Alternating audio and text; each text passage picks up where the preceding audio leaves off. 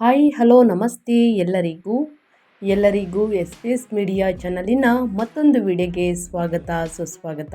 ಸ್ನೇಹಿತರೆ, ಎಲ್ಲರೂ ಹೇಗಿದ್ದೀರಾ? ಎಲ್ಲರೂ ಚೆನ್ನಾಗಿದ್ದೀರಾ ಅಂದ್ಕೊಂಡಿದ್ದೀನಿ.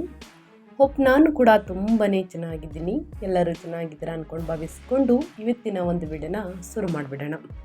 ಇವತ್ತಿನ ಒಂದು ವಿಡಿಯೋದಲ್ಲಿ ಆಗಸ್ಟ್ 1ನೇ ತಾರೀಕು ಸ್ನೇಹಿತರೆ ಶುಕ್ರದಶೆ ಪ್ರಾರಂಭ ಅಂತಲೇ ಹೇಳಬಹುದು. ಆಗಸ್ಟ್ 1ರಿಂದನೇ ಈ 8 ರಾಶಿಯವರಿಗೆ ಕೈಗೂಡದ ಕೆಲಸ ಪೂರ್ಣ ಕುಬೇರ ಯೋಗದಿಂದ ಸ್ನೇಹಿತರೆ ಶುರು ಅಂತಲೇ ಹೇಳಬಹುದು. ಸಂಪತ್ತು, ಅದೃಷ್ಟ, ಧನ ಲಾಭವನ್ನು ನೋಡಲಿದ್ದೀರಿ. ಮನೆಗೆ ಬೇಕಾಗಿರುವಂತಹ ಬೆಲೆ ಬಾಳುವಂತಹ ವಸ್ತುಗಳನ್ನು ಖರೀದಿ ಮಾಡಲಿದ್ದೀರಿ. ಆಸ್ತಿ, ವಾಹನ, ಮನೆಯನ್ನು ಕೂಡ ಖರೀದಿ ಮಾಡಲಿದ್ದೀರಿ ಕುಬೇರನ ಯೋಗದಿಂದ. ಶುಕ್ರದಶೆ ಮತ್ತು ಕುಬೇರ ಯೋಗ ಈ ಎರಡೂ ಅದೃಷ್ಟವನ್ನು ಸ್ನೇಹಿತರೆ ಗಳಿಸಲಿರುವಂತಹ ಈ 8 ರಾಶಿಯವರು ಯಾರ್ಯಾರು, ಏನೆಲ್ಲ ಅದೃಷ್ಟದ ಫಲಗಳನ್ನು ಗಳಿಸಲಿದ್ದೀರಿ, ಯಾವುದರ ಬಗ್ಗೆ ಎಚ್ಚರಿಕೆ ವಹಿಸಬೇಕು ಅನ್ನೋದನ್ನ ಕಂಪ್ಲೀಟಾಗಿ ಇದೇ ವಿಡಿಯೋದಲ್ಲಿ ತಿಳಿಸ್ಕೊಡ್ತಾ ಹೋಗ್ತೀನಿ. ಇದನ್ನೆಲ್ಲ ತಿಳ್ಕೋಬೇಕು ಅಂದರೆ ಎಲ್ಲೂ ಕೂಡ ವಿಡಿಯೋನ ಸ್ಕಿಪ್ ಮಾಡಬಾರ್ದು. ಅಂದರೆ ವಿಡಿಯೋನ ಕಟ್ ಮಾಡಿ ಓಡಿಸ್ಕೊಂಡೋಗಿ ನೋಡ್ತೀನಿ ಅಂದರೆ ಫುಲ್ ಇನ್ಫಾರ್ಮೇಷನ್ ಅರ್ಥ ಆಗಲ್ಲ. ಸೊ ಹಾಗಾಗಿ ಎಲ್ಲ ವಿಡಿಯೋದಲ್ಲೂ ತಿಳಿಸ್ತಾ ಇರ್ತೀನಿ. ಮೊದಲಿಂದ ಕೊನೆ ತನಕ ಸಂಪೂರ್ಣವಾಗಿ ವಿಡಿಯೋವನ್ನು ವಾಚ್ ಮಾಡಿ. ವಿಡಿಯೋದಲ್ಲಿ ಒಳ್ಳೆ ಮಾಹಿತಿ ಸಿಕ್ಕಿದ್ದಲ್ಲಿ, ಈ ವಿಡಿಯೋ ಯೂಸ್ಫುಲ್ ಅನಿಸಿದ್ದಲ್ಲಿ ವಿಡಿಯೋಗೆ ಲೈಕ್, ಕಮೆಂಟ್, ಶೇರ್ ಮಾಡಿ. ನಿಮ್ಮ ಅಭಿಪ್ರಾಯವನ್ನು ಕಮೆಂಟ್ ಬಾಕ್ಸಲ್ಲಿ ತಿಳಿಸಬಹುದು. ಯಾರೆಲ್ಲ ಸಬ್ಸ್ಕ್ರೈಬ್ ಮಾಡಿಕೊಂಡು ಪ್ರತಿನಿತ್ಯ ವಿಡಿಯೋ ವಾಚ್ ಮಾಡ್ತಿದ್ದೀರಾ ಅಂಥವರಿಗೆ ಥ್ಯಾಂಕ್ ಯು ಸೋ ಮಚ್ ಅಂತ ಹೇಳ್ತಾ ವಿಡಿಯೋದ ಕಡೆ ಗಮನ ಕೊಟ್ಬಿಡೋಣ. ಹೌದು ಸ್ನೇಹಿತರೆ, ಕಟಕ ರಾಶಿಯಲ್ಲಿ ಬೃಹಸ್ಪತಿ ಗುರುಗ್ರಹ ಉದಯಿಸಲಿದೆ. ಈ ಸಮಯದಲ್ಲಿ ಕೆಲ ರಾಶಿಯವರಿಗೆ ಗುರುವಿನ ವಿಶೇಷ ಅನುಗ್ರಹದೊಂದಿಗೆ ಶುಕ್ರನ ವಿಶೇಷ ಅನುಗ್ರಹ ಕೂಡ ಲಭಿಸಲಿದೆ. ಹಣ ಆಗಮನದ ಹಾದಿಗಳು ಸುಗಮವಾಗಲಿವೆ. ಹಾಗಾದರೆ ಬೃಹಸ್ಪತಿ ಮತ್ತು ಶುಕ್ರದಶೆ, ಗುರು ಯಾವ ರಾಶಿಯವರ ಕೈ ಹಿಡಿಯಲಿದ್ದಾನೆ, ಶುಕ್ರ ಯಾವ ರಾಶಿಯವರಿಗೆ ಧನವೃದ್ಧಿ ಮಾಡಲಿದ್ದಾನೆ ಎಂಬುದರ ಸಂಪೂರ್ಣ ಮಾಹಿತಿ ಇದೇ ವಿಡಿಯೋದಲ್ಲಿ ಸಿಗಲಿದೆ.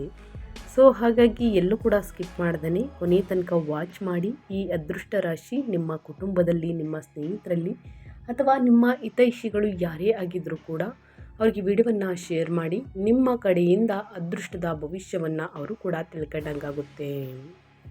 ಹೌದು ಸ್ನೇಹಿತರೆ, ಜ್ಯೋತಿಷ್ಯದಲ್ಲಿ ಗುರುವನ್ನು ಅತ್ಯಂತ ಶುಭ ಗ್ರಹ ಎಂದು ಪರಿಗಣಿಸಲಾಗುವುದು. ಗುರುವಿನ ಸ್ಥಾನ ಜಾತಕದಲ್ಲಿ ತುಂಬ ಮಹತ್ವದಾಗಿದೆ. ಗುರು ವರ್ಷಕ್ಕೊಮ್ಮೆ ರಾಶಿಯನ್ನು ಬದಲಾಯಿಸುತ್ತಾನೆ. ಪ್ರಸ್ತುತ ಗುರುಗ್ರಹವು ಕಟಕ ರಾಶಿಯಲ್ಲಿ ಸಂಚಾರ ಮಾಡುತ್ತಿದೆ. ಈ ರಾಶಿಯಲ್ಲಿ ಹಸ್ತಗತ ಸ್ಥಿತಿಯಲ್ಲಿರುವಂತಹ ಗುರು ಆಗಸ್ಟ್ 14ರಂದು ಉದಯಿಸಲಿದ್ದಾನೆ. ಆಗಸ್ಟ್ 1ರಂದು ಶುಕ್ರದಶೆ ಪ್ರಾರಂಭ. ಈ ಎರಡೂ ಗ್ರಹಗಳ ಸಂಯೋಗ, ಈ ಎರಡೂ ಗ್ರಹಗಳ ಸಂಚಾರದಿಂದ ಸ್ನೇಹಿತರೆ ಅದೃಷ್ಟದ ಮೇಲೆ ಅದೃಷ್ಟವನ್ನು ನೋಡಲಿರುವಂತಹ ರಾಶಿಗಳು ಅಂದರೆ ಈ 8 ರಾಶಿಯವರು.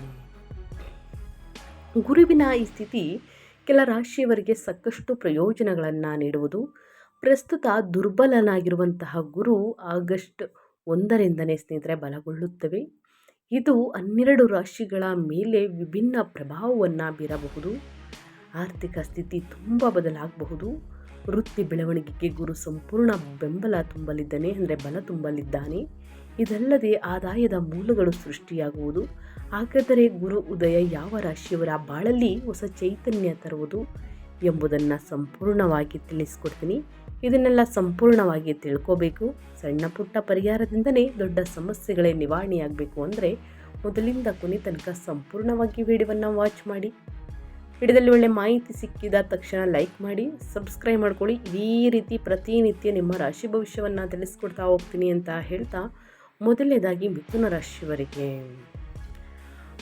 ರಾಶಿಯವರಿಗೆ ಅದೃಷ್ಟದ ದಿನಗಳು ಶುರುವಾಗಲಿದೆ. ಶುಕ್ರದಶೆಯಿಂದ ಮಿಥುನ ರಾಶಿಯವರ ಯೋಜಿತ ಕೆಲಸವು ಯಶಸ್ವಿಯಾಗಿ ಪೂರ್ಣಗೊಳ್ಳಬಹುದು. ಉದ್ಯಮಿಗಳು ಪ್ರಗತಿಗೆ ಹೊಸ ಅವಕಾಶಗಳನ್ನು ಪಡೆಯುತ್ತಾರೆ.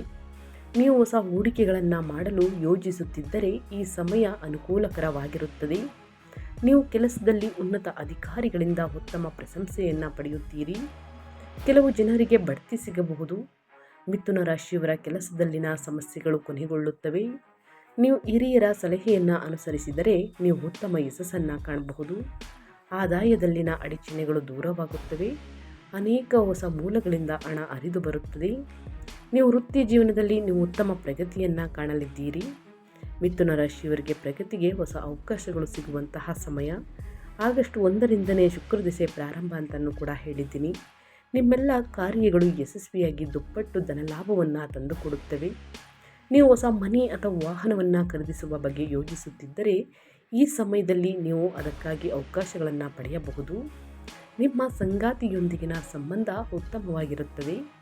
ಅನಿರೀಕ್ಷಿತ ಆರ್ಥಿಕ ಪ್ರಯೋಜನಗಳು ಲಭ್ಯವಿರುವಂತಹ ಸಮಯ ಇದು ಆರ್ಥಿಕ ಸ್ಥಿತಿಯಲ್ಲಿ ಉತ್ತಮ ಏರಿಕೆಗೆ ಕಾರಣವಾಗುತ್ತದೆ. ಅದೃಷ್ಟದ ಸಂಪೂರ್ಣ ಬೆಂಬಲ ಸಿಗುತ್ತದೆ. ಕೆಲಸ ಮಾಡುವವರಿಗೆ ತಮ್ಮ ಸಹೋದ್ಯೋಗಿಗಳಿಂದ ಸಂಪೂರ್ಣ ಬೆಂಬಲ ಸಿಗುವುದು. ಹೂಡಿಕೆಗಳಿಂದ ಉತ್ತಮ ಲಾಭ ಸಿಗುತ್ತದೆ. ವಿದೇಶ ಪ್ರಯಾಣಕ್ಕೆ ಅವಕಾಶ ಕೂಡ ಸಿಗಬಹುದು. ಕೆಲಸಕ್ಕೆ ಸಂಬಂಧಿಸಿದ ಪ್ರವಾಸಗಳು ಆರ್ಥಿಕ ಲಾಭವನ್ನು ತರುತ್ತದೆ. ಒಟ್ಟಾರೆಯಾಗಿ ಹೇಳಬೇಕು ಅಂದರೆ ಏನೆಲ್ಲ ಅದೃಷ್ಟದ ಫಲಗಳನ್ನು ಮಿಥುನ ರಾಶಿಯವರು ಗಳಿಸಲಿದ್ದೀರಿ, ಗುರು ಸಂಚಾರ ಮತ್ತು ಶುಕ್ರ ದಶೆಯಿಂದ ಏನೆಲ್ಲ ಅದೃಷ್ಟದ ಫಲಗಳನ್ನು ಗಳಿಸಲಿದ್ದೀರಿ ಅನ್ನೋದನ್ನ ಕಂಪ್ಲೀಟಾಗಿ ತಿಳಿಸ್ಕೊಟ್ಟಿದ್ದೀನಿ. ಇನ್ನು ಮುಂದಿನದಾಗಿ ಮಕರ ರಾಶಿಯವರಿಗೆ ಇದೇ ಆಗಸ್ಟ್ 1ರಿಂದ ನಿಮ್ಮ ಅದೃಷ್ಟದ ಬೆಂಬಲ ಶುರು ಅಂತಲೇ ಹೇಳ್ಬೋದು ಸ್ನೇಹಿತರೆ. ಇನ್ನು ಆಗಸ್ಟ್ ತಿಂಗಳ ಪೂರ್ತಿ ಜೀವನದಲ್ಲಿ ಆರ್ಥಿಕ ಬದಲಾವಣೆಗಳನ್ನು ಕಾಣುವಂತಹ ಸಮಯ ಇನ್ನೇನು ದೂರವಿಲ್ಲ ಅಂತಲೇ ಹೇಳ್ಬೋದು. ಆಗಸ್ಟ್ 1ರಿಂದನೇ ಮಕರ ರಾಶಿಯವರಿಗೆ ಅನಿರೀಕ್ಷಿತ ಲಾಭ ಪಡೆಯುವಂಥ ಅವಕಾಶಗಳು ಕೂಡ ಉಂಟು. ಇದರೊಂದಿಗೆ ಹೊಸ ಆದಾಯದ ಮೂಲಗಳು ಹೊರಹೊಮ್ಮುವಂಥ ಸಾಧ್ಯತೆ ಇದೆ. ಬಹಳ ದಿನಗಳಿಂದ ನಿಮ್ಮ ಶ್ರಮಕ್ಕೆ ದಕ್ಕಬೇಕಾದಂತಹ ಹಣವು ನಿಮ್ಮ ಕೈ ಬರುತ್ತದೆ. ಸ್ನೇಹಿತರೆ, ನಿಮಗೆ ಸಿಗಬೇಕಾದಂತಹ ಹಣದ ಲಾಭ ಮತ್ತು ನಿಮ್ಮ ಶ್ರಮಕ್ಕೆ ಸಿಗಬೇಕಾದಂತಹ ಪ್ರತಿಷ್ಠೆ, ಖ್ಯಾತಿ, ಗೌರವ, ದಕ್ಕಬೇಕಿದ್ದಂತಹ ಹಣವು ನಿಮ್ಮ ಕೈಗೆ ಬರುತ್ತದೆ. ಈ ಸಮಯದಲ್ಲಿ ರಿಯಲ್ ಎಸ್ಟೇಟ್, ಫ್ಯಾಷನ್ ಇತ್ಯಾದಿ ವೃತ್ತಿಗಳಿರುವವರಿಗೆ ಸಾಕಷ್ಟು ಹಣ ಗಳಿಸುವಂತಹ ಅವಕಾಶಗಳು ಕೂಡ ಸಿಗುತ್ತದೆ. ಅಲ್ಲದೆ ಮಕರ ರಾಶಿಯವರ ವೃತ್ತಿಪರವಾಗಿ ತುಂಬ ಒಳ್ಳೆಯ ಸಮಯವಿದು. ವೃತ್ತಿಪರರಿಗೆ ಕೆಲಸದಲ್ಲಿ ನಾಯಕತ್ವ ಕೌಶಲ್ಯಗಳು ಸುಧಾರಿಸುತ್ತವೆ. ಕೆಲವು ಜನರಿಗೆ ಬಡ್ತಿ, ಕೆಲಸದಲ್ಲಿ ಸಂಬಳ ಮತ್ತು ಹೆಚ್ಚಳದ ಸಾಧ್ಯತೆ ಕೂಡ ಉಂಟು. ಸರ್ಕಾರಿ ಉದ್ಯೋಗಿಗಳಿಗೆ ಒಳ್ಳೆಯ ಸುದ್ದಿ ಸಿಗಬಹುದು. ನಿಮ್ಮ ಪ್ರತಿಯೊಂದು ಕೆಲಸದಲ್ಲೂ ಉತ್ತಮ ಯಶಸ್ಸನ್ನು ಪಡೆಯಲಿದ್ದೀರಿ ಸ್ನೇಹಿತರೆ. ಇನ್ನು ಮುಂದಿನ ರಾಶಿಯವರ ಬಗ್ಗೆ ಹೇಳೋದಾದರೆ ಧನು ರಾಶಿಯವರು ಏನೆಲ್ಲ ಅದೃಷ್ಟದ ಫಲಗಳನ್ನು ಗಳಿಸಲಿದ್ದೀರಿ, ಯಾವುದರ ಬಗ್ಗೆ ಎಚ್ಚರಿಕೆ ವಹಿಸಬೇಕು ಅಂದರೆ ಧನು ರಾಶಿಯವರಿಗೆ ಗುರುವಿನ ಸಂಪೂರ್ಣ ಅನುಗ್ರಹ ಇರಲಿದೆ. ಶುಕ್ರ ದಶೆ ಪ್ರಾರಂಭದಿಂದ ನಿಮ್ಮ ಯಾವುದೇ ಕಾರ್ಯಗಳು ಅಥವಾ ನೀವು ಮಾಡುವಂತಹ ಕಾರ್ಯಗಳಲ್ಲಿ ಅನಿರೀಕ್ಷಿತ ಲಾಭ ಸಿಗುವುದು. ನೆಮ್ಮದಿಯ ಜೀವನವನ್ನು ನಡೆಸಲು ಸಾಧ್ಯವಾಗಲಿದೆ. ತಮ್ಮ ಕಠಿಣ ಪರಿಶ್ರಮದ ಲಾಭ ದೊರೆಯುತ್ತದೆ. ಉತ್ತಮ ಆರ್ಥಿಕ ಲಾಭ ಪಡೆಯುವಂತಹ ಸಾಧ್ಯತೆಗಳಿವೆ. ನೀವು ಈಗಾಗಲೇ ಮಾಡಿದ ಹೂಡಿಕೆಗಳಿಂದ ಉತ್ತಮ ಆದಾಯವನ್ನು ಪಡೆಯುತ್ತೀರಿ.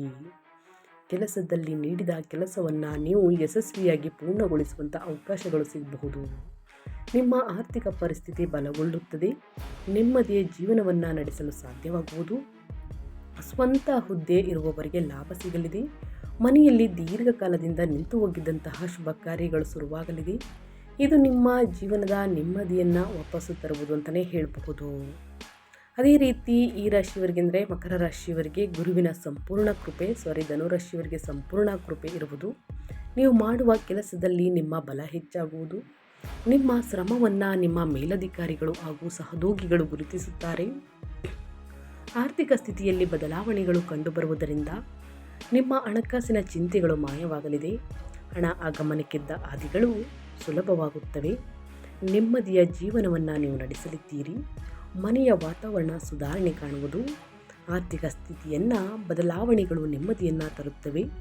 ನಿಮ್ಮ ಜೀವನ ನೆಮ್ಮದಿಯಿಂದ ಕೂಡಿರಲಿದೆ. ಮನೆಯಲ್ಲಿ ಶುಭ ಕಾರ್ಯಗಳು ನಡೆಯಬಹುದು. ಏನೆಲ್ಲ ಅದೃಷ್ಟದ ಫಲಗಳನ್ನು ಗಳಿಸಲಿದ್ದೀರಿ ಅನ್ನೋದನ್ನ ಕಂಪ್ಲೀಟಾಗಿ ತಿಳಿಸ್ಕೊಟ್ಟಿದ್ದೀನಿ. ಇನ್ನು ಅದೇ ರೀತಿ ಮುಂದಿನ ರಾಶಿಯವರ ಬಗ್ಗೆ ಹೇಳೋದಾದರೆ ಕನ್ಯಾ ರಾಶಿಯವರು ಕೂಡ ಏನೆಲ್ಲ ಅದೃಷ್ಟದ ಫಲಗಳನ್ನು ಗುರುದಶೆಯಿಂದ ಸ್ನೇಹಿತರೆ, ಗುರು ಸಂಚಾರದಿಂದ ಆಗಸ್ಟ್ 1ರಿಂದ ಏನೆಲ್ಲ ಅದೃಷ್ಟದ ಫಲಗಳನ್ನು ನೋಡಲಿದ್ದೀರಿ, ಯಾವುದರ ಬಗ್ಗೆ ಎಚ್ಚರಿಕೆ ವಹಿಸಬೇಕು ಈ ರಾಶಿಯವರು ಅನ್ನೋದನ್ನ ಕಂಪ್ಲೀಟಾಗಿ ತಿಳಿಸ್ಕೊಡ್ತೀನಿ.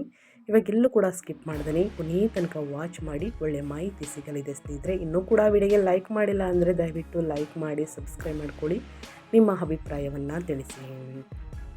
ಈ ರಾಶಿಗೆ ಸೇರಿದ ಜನರಿಗೆ ಸ್ನೇಹಿತರೆ, ಶುಕ್ರನು 5ನೇ ಮನೆಯಲ್ಲಿ ಮತ್ತು ಕಟಕ ರಾಶಿಯಲ್ಲಿ ಸೂರ್ಯನು 4ನೇ ಮನೆಯಲ್ಲಿ ಚಲಿಸುವ ಮೂಲಕ ಶಿಕ್ಷಣ, ಮಕ್ಕಳು, ರಚನಾತ್ಮಕ ಕೆಲಸ ಮತ್ತು ಹೂಡಿಕೆಗೆ ಸಂಬಂಧಿಸಿದ ವಿಚಾರಗಳಲ್ಲಿ ನೀವು ಸಾಕಷ್ಟು ಸಕ್ರಿಯರಾಗಿರುವಂತೆ ಮಾಡಲಿದೆ.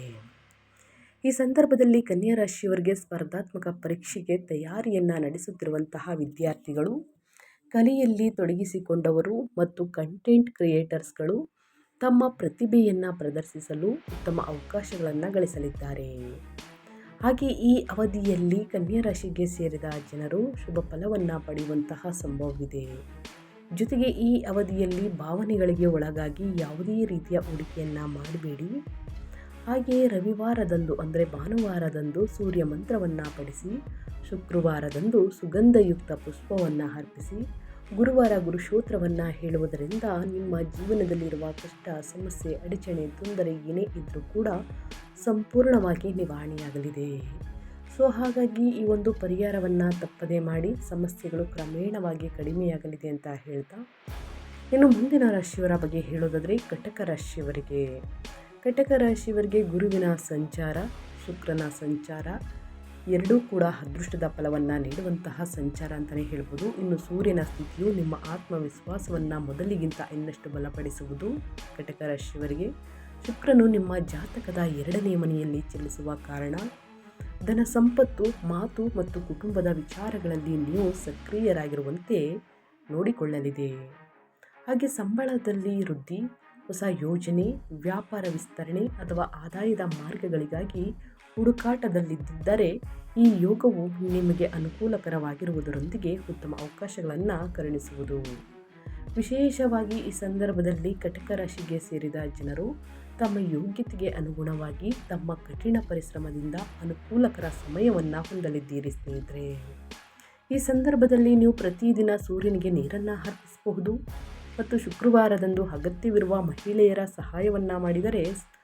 ಸಹಾಯವನ್ನು ಕೂಡ ಮಾಡಿದರೆ ನಿಮ್ಮ ಆರ್ಥಿಕ ಸ್ಥಿತಿ ಸಾಕಷ್ಟು ಬಲಗೊಳ್ಳುವುದು. ಮನೆಯಲ್ಲಿ ತುಪ್ಪದ ದೀಪವನ್ನು ಹಚ್ಚಿ ಸ್ನೇಹಿತರೆ, ಲಕ್ಷ್ಮೀ ದೇವಿಯ ಸ್ತೋತ್ರವನ್ನು ಹೇಳಿ, ಇರುವಂತಹ ಹಣಕಾಸಿನ ಸಮಸ್ಯೆಗಳು ಕ್ರಮೇಣವಾಗಿ ಕಡಿಮೆಯಾಗಲಿದೆ. ಕುಬೇರನ ಯೋಗದಿಂದ ಮನೆಯಲ್ಲಿ ಸಂಪತ್ತು ವೃದ್ಧಿಯಾಗಲಿದೆ ಅಂತಲೇ ಹೇಳಬಹುದು. ಏನೆಲ್ಲ ಅದೃಷ್ಟದ ಫಲಗಳನ್ನು ಗಳಿಸಲಿದ್ದೀರಿ ಅನ್ನೋದು ಕಟಕ ರಾಶಿಯವರು ನನ್ನ ಕಂಪ್ಲೀಟಾಗಿ ತಿಳಿಸ್ಕೊಟ್ಟಿದ್ದೀನಿ ಸ್ನೇಹಿತರೆ. ಅದೇ ರೀತಿ ಮುಂದಿನ ರಾಶಿಯವರ ಬಗ್ಗೆ ಹೇಳೋದಾದರೆ ಸಿಂಹ ರಾಶಿಗೆ ಸೇರಿದ ಜನರಿಗೆ ಶುಕ್ರನು ನಿಮ್ಮ ಲಗ್ನದ ಮನೆಯಲ್ಲಿ ಸಂಚಾರವನ್ನು ಮಾಡಲಿದೆ. ಗುರುವಿನ ಸಂಚಾರ ಸ್ನೇಹಿತರೆ ಸಾಕಷ್ಟು ಅದೃಷ್ಟವನ್ನು ನೀಡಲಿದೆ. ನಿಮ್ಮ ವೃತ್ತಿ ಜೀವನದಲ್ಲಿ, ವ್ಯಾಪಾರ ವ್ಯವಹಾರದಲ್ಲಿ ಧನಲಾಭವನ್ನು ನೋಡಲಿದ್ದೀರಿ. ಹಳೆಯ ಹೂಡಿಕೆಗಿಂತ ದುಪ್ಪಟ್ಟು ಲಾಭ, ನಿಮ್ಮ ಬ್ಯಾಂಕ್ ಬ್ಯಾಲೆನ್ಸ್ ಡಬಲ್ ಆಗಲಿದೆ ಅಂತಲೇ ಹೇಳ್ಬೋದು ಸಿಂಹರಾಶಿಯವರಿಗೆ. ಸೂರ್ಯನು 12ನೇ ಮನೆಯಲ್ಲಿ ಹೆಚ್ಚಿನ ಪ್ರಭಾವವನ್ನು ಬೀರಲಿದ್ದಾನೆ. ಹಾಗಾಗಿ ಈ ಅವಧಿಯಲ್ಲಿ ನೀವು ಬಹಳ ಸಮಯದಿಂದ ಪಡುತ್ತಿದ್ದಂತಹ ಕಠಿಣ ಪರಿಶ್ರಮಕ್ಕೆ ಅದ್ಭುತವಾದಂತಹ ಫಲ ದೊರಕುವುದು. ಕಲೆ, ಮಾಧ್ಯಮ, ಫ್ಯಾಷನ್, ಡಿಜಿಟಲ್ ಕಂಟೆಂಟ್, ಶಿಕ್ಷಣ, ರಾಜಕೀಯ, ನಾಯಕತ್ವಕ್ಕೆ ಸಂಬಂಧಿಸಿದ ಜನರು ಈ ಅವಧಿಯಲ್ಲಿ ಉತ್ತಮ ಹೆಸರನ್ನು ಗಳಿಸಲಿದ್ದಾರೆ. ಈ ಅವಧಿಯಲ್ಲಿ ನೀವು ನಿಮ್ಮ ಕೆಲಸಗಳಲ್ಲಿ ಹೆಚ್ಚಿನ ಗಮನವನ್ನು ನೀಡುವುದರಿಂದ ಯಶಸ್ಸನ್ನು ನೋಡುವಂತಹ ಸಾಧ್ಯತೆ ಹೆಚ್ಚಾಗಿರುವುದು. ಈ ಯೋಗವು ನಿಮ್ಮ ಸಾರ್ವಜನಿಕ ಜೀವನದಲ್ಲಿ ಉತ್ತಮ ಹೆಸರನ್ನು ಗಳಿಸುವಂತೆ ಮಾಡಲಿದೆ ಮತ್ತು ಪ್ರಭಾವಶಾಲಿ ವ್ಯಕ್ತಿಗಳ ಸಂಪರ್ಕ ಹೆಚ್ಚಾಗುವುದು. ಶುಕ್ರವಾರದಂದು ಲಕ್ಷ್ಮೀ ದೇವಿಯನ್ನು ಶ್ರದ್ಧಾ ಭಕ್ತಿಯಿಂದ ಪೂಜಿಸಿ ಮತ್ತು ಕನ್ಯೆಯರಿಗೆ ಬಿಳಿ ಸಿಹಿ ತಿಂಡಿ ತಿನಿಸುಗಳನ್ನು ದಾನ ಮಾಡಿ. ಇದರಿಂದ ಶುಕ್ರ ಗ್ರಹದ ಪ್ರಭಾವ ಮತ್ತಷ್ಟು ಬಲಗೊಳ್ಳಬಹುದು. ಒಟ್ಟಾರೆಯಾಗಿ ಸಿಂಹರಾಶಿಯವರು ಏನೆಲ್ಲ ಅದೃಷ್ಟದ ಫಲಗಳನ್ನು ಗಳಿಸಲಿದ್ದೀರಿ ಅನ್ನೋದನ್ನು ಕಂಪ್ಲೀಟಾಗಿ ತಿಳಿಸ್ಕೊಟ್ಟಿದ್ದೀನಿ. ಅದೇ ರೀತಿ ಮುಂದಿನ ರಾಶಿಯವರ ಬಗ್ಗೆ ಹೇಳೋದಾದರೆ ಸ್ನೇಹಿತರೆ, ಮುಂದಿನ ರಾಶಿ ಬಂದು ವೃಶ್ಚಿಕ ರಾಶಿಯವರಿಗೆ ಇದೇ ಆಗಸ್ಟ್ 1ರಿಂದ ಶುಕ್ರದೇಶೆ, ಗುರುವಿನ ಸಂಚಾರ, ಸೂರ್ಯನ ಸಂಚಾರ ನಿಮಗೆ ಅದೃಷ್ಟದ ಫಲವನ್ನು ನೀಡುವಂತಹ ದಿನಗಳು ಪ್ರಾರಂಭ ಅಂತಲೇ ಹೇಳಬಹುದು. ಯಾವುದರ ಬಗ್ಗೆ ಎಚ್ಚರಿಕೆ ವಹಿಸಬೇಕು ಮತ್ತು ಏನೆಲ್ಲ ಪರಿಹಾರಗಳನ್ನು ಮಾಡಿದರೆ ಒಳಿತಾಗಲಿದೆ ಅನ್ನೋದು ಕೂಡ ತಿಳಿಸ್ಕೊಡ್ತಾ ಹೋಗ್ತೀನಿ. ಸ್ಕಿಪ್ ಮಾಡಬೇಡಿ, ಸಂಪೂರ್ಣ ಮಾಹಿತಿ ಸಿಗಲಿದೆ. ವೃಶ್ಚಿಕ ರಾಶಿಗೆ ಸೇರಿದ ಜನರಿಗೆ ಸ್ನೇಹಿತರೆ, ಶುಕ್ರನು 10ನೇ ಮನೆಯಲ್ಲಿ ಸಂಚಾರವನ್ನು ಮಾಡುತ್ತಿದೆ. ಸೂರ್ಯನು ನಿಮ್ಮ ಜಾತಕದ 9ನೇ ಮನೆಯಲ್ಲಿ. ಸ್ನೇಹಿತರೆ, ಗುರುವಿನ ಸಂಚಾರ ನಿಮಗೆ ಹೆಚ್ಚಿನ ಪ್ರಭಾವವನ್ನು ಬೀರಲಿದ್ದಾರೆ. ಇದರಿಂದಾಗಿ ಅದೃಷ್ಟ ಮತ್ತು ಕರ್ಮದ ನಡುವೆ ಬಲವಾದ ಸಮತೋಲನವನ್ನು ಹೊಂದಲು ನಿಮಗೆ ಸಾಧ್ಯವಾಗುವುದು. ಹಾಗೆ ವೃಶ್ಚಿಕ ರಾಶಿಗೆ ಸೇರಿದ ಜನರು ಸರ್ಕಾರಿ ಕ್ಷೇತ್ರ, ಶಿಕ್ಷಣ ಅಥವಾ ಕಾರ್ಪೊರೇಟ್ ಕ್ಷೇತ್ರಕ್ಕೆ ಸಂಬಂಧಿಸಿದ ಕೆಲಸವನ್ನು ಮಾಡುತ್ತಿದ್ದರೆ ಈ ಅವಧಿಯಲ್ಲಿ ನಿಮಗೆ ಹೊಸ ಜವಾಬ್ದಾರಿ ದೊರಕುವುದರೊಂದಿಗೆ ಗೌರವ ಖ್ಯಾತಿಯು ಕೂಡ ಲಭಿಸುವಂತಹ ಸಂಭವವಿದೆ. ಈ ಸಂದರ್ಭದಲ್ಲಿ ಹಿರಿಯ ಅಧಿಕಾರಿಗಳ ವಿಶ್ವಾಸ ಹೆಚ್ಚಾಗುವುದು ಮತ್ತು ವೃಶ್ಚಿಕ ರಾಶಿಗೆ ಸೇರಿದ ಜನರು ವೃತ್ತಿ ಜೀವನಕ್ಕೆ ಸಂಬಂಧಿಸಿದಂತೆ ಹೊಸ ಹೊಸ ಮಾರ್ಗಗಳನ್ನು ಪಡೆಯಲು ಅನುಕೂಲಕರ ಪರಿಸ್ಥಿತಿ ನಿರ್ಮಾಣಗೊಳ್ಳುವುದು. ಈ ಅವಧಿಯಲ್ಲಿ ನೀವು ಶಿವನನ್ನು ಶ್ರದ್ಧಾಭಕ್ತಿಯಿಂದ ಪೂಜಿಸಿ ಮತ್ತು ಗುರುಗಳಿಗೆ ಗೌರವವನ್ನು ನೀಡಿ. ಇದರಿಂದ ನಿಮ್ಮ ನಿರ್ಧಾರವನ್ನು ತೆಗೆದುಕೊಳ್ಳುವ ಸಾಮರ್ಥ್ಯ ಮತ್ತಷ್ಟು ಸುಧಾರಿಸಲಿದೆ ಸ್ನೇಹಿತರೆ. ಒಟ್ಟಾರೆಯಾಗಿ ಏನೆಲ್ಲ ಅದೃಷ್ಟದ ಫಲಗಳನ್ನು ಗಳಿಸಲಿದ್ದೀರಿ ಆಗಸ್ಟ್ 1ರಿಂದ ಅಂತ ಕಂಪ್ಲೀಟಾಗಿ ತಿಳಿಸ್ಕೊಟ್ಟಿದ್ದೀನಿ.